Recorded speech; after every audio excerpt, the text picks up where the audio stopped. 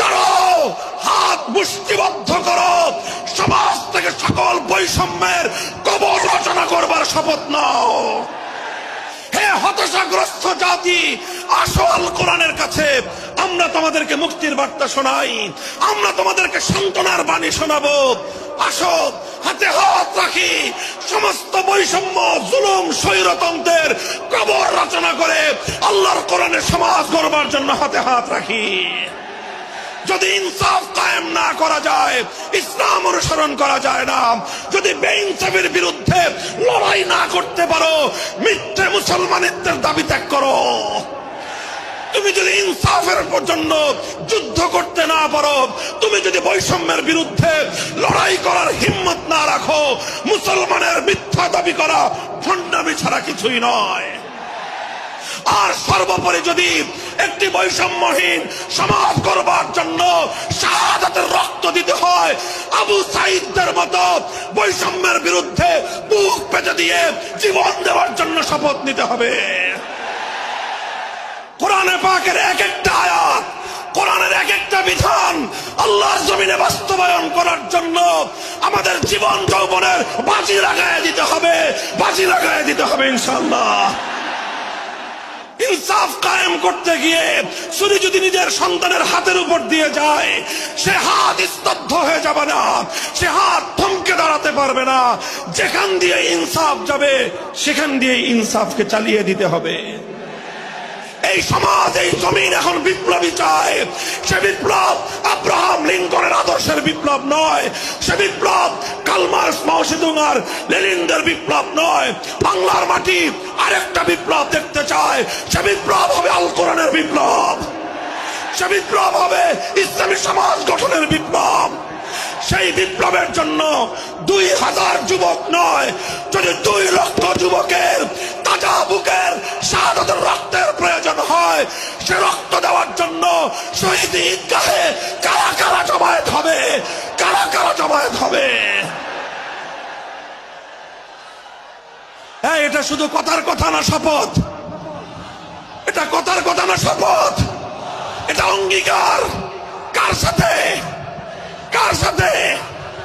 যেই অপরাধ করে মন্ত্রীর দুলাভাই ছাড়া পেয়েছে, যেই অপরাধ করার পরে এমপির শালার শাস্তি হয় নাই, যেই অপরাধ করার পরে শিল্পপতির বিচার হয় নাই, যেই অপরাধ করার কারণে রাজনৈতিক নেতার কোনো বিচার হয় নাই, একই অপরাধ দুর্বল, গরিব, অসহায় মানুষ করার পরে তার উপর আইনের শাসন 100 ভাগের জায়গায় 200 ভাগ বাস্তবায়ন করা হয়। আল্লাহ নবী বলেছেন, পৃথিবীতে ইসলাম এসেছে শুধুমাত্র ইবাদত, নামাজ, রোজার, হজ, যাকাতের বিধান বাস্তবায়নের জন্য নয়। ইসলাম দুনিয়াতে আগমন করেছে, তার আগমনের অন্যতম উদ্দেশ্য হলো সমস্ত বৈষম্য দূর করে, জুলুম আর বেইনসাফি দূর করে বিশ্ব সভ্যতায় ন্যায় এবং ইনসাফ কায়েম করা।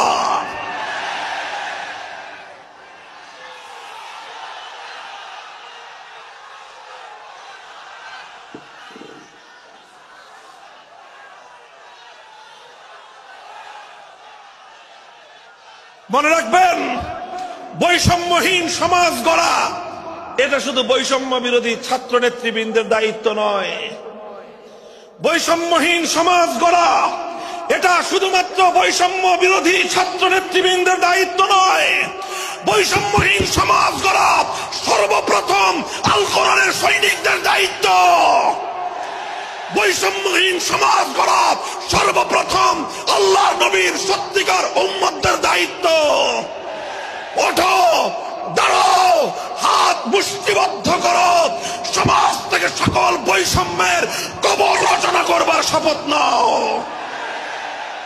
মুহতারাম হাজিরিন, কথাটা খুব জায়গা লক্ষণীয়, শোনার বিষয়।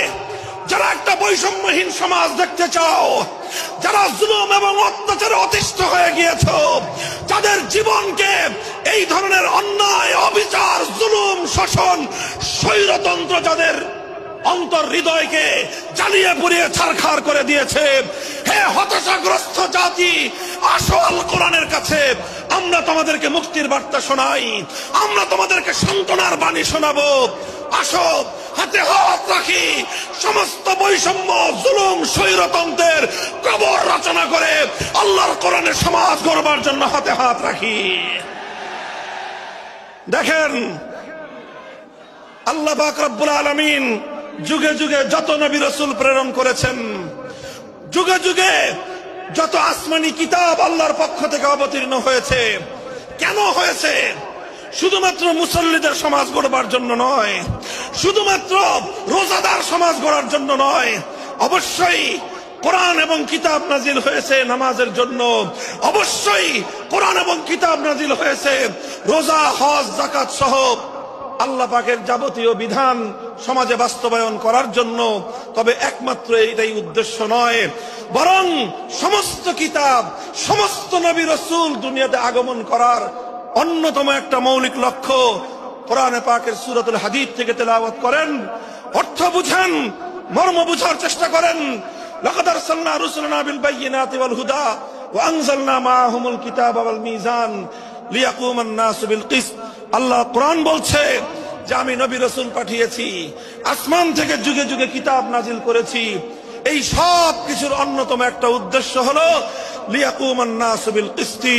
কোরআন নাজিলের উদ্দেশ্য, নবী প্রেরণের উদ্দেশ্য, শরীয়ত প্রেরণের উদ্দেশ্য, ধর্ম প্রেরণের উদ্দেশ্য হলো, অন্যতম উদ্দেশ্য হলো লিয়াকুমান নাসু বিল কিসতি। মানব সমাজ থেকে অন্যায়, অবিচার, জুলুম, শোষণ দূরীভূত করে ন্যায় এবং ইনসাফ কায়েম করা, এটাই হলো ইসলামের অন্যতম মৌলিক লক্ষ্য।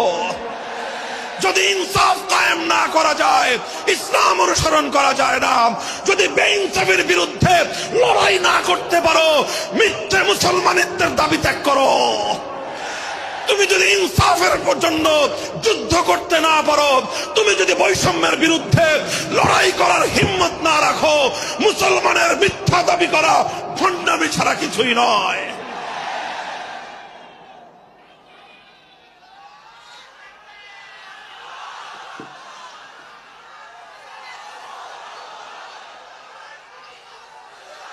এই জন্য আমাদেরকে বুঝতে হবে, আমাদের জীবনের অন্যতম মিশন, যে জন্য আল্লাহ তার নবীদেরকে পাঠিয়েছেন, নবীদের জীবনের মিশন যা ছিল, নবীর উত্তরাধিকারী, নবীর অনুসারীদের জীবনের মিশনও সেটাই হবে। বলেন কথা ঠিক না বেঠিক? যে পথে গিয়েছে নবীদের জীবন, সে পথে যাবে আমাদের জীবন।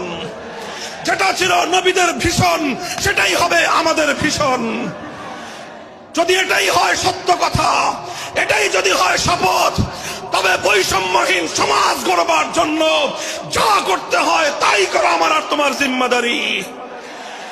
যদি সেজন্য আমাদেরকে ঘাম ঝরাতে হয়, ঘাম ঝরানো আমাদের দায়িত্ব। আর যদি সেজন্য চোখের অশ্রু দিতে হয়, চোখের অশ্রু দেওয়া আমাদের দায়িত্ব। যদি সম্পদের কোরবানি করতে হয়, মাল সম্পদের কোরবানি করা, সেটাই আমাদের জীবনের দায়িত্ব এবং উদ্দেশ্য। আর সর্বোপরি যদি একটি বৈষম্যহীন সমাজ গড়বার জন্য শাহাদাতের রক্ত দিতে হয়, আবু সাঈদদের মতো বৈষম্যের বিরুদ্ধে বুক পেতে দিয়ে জীবন দেওয়ার জন্য শপথ নিতে হবে।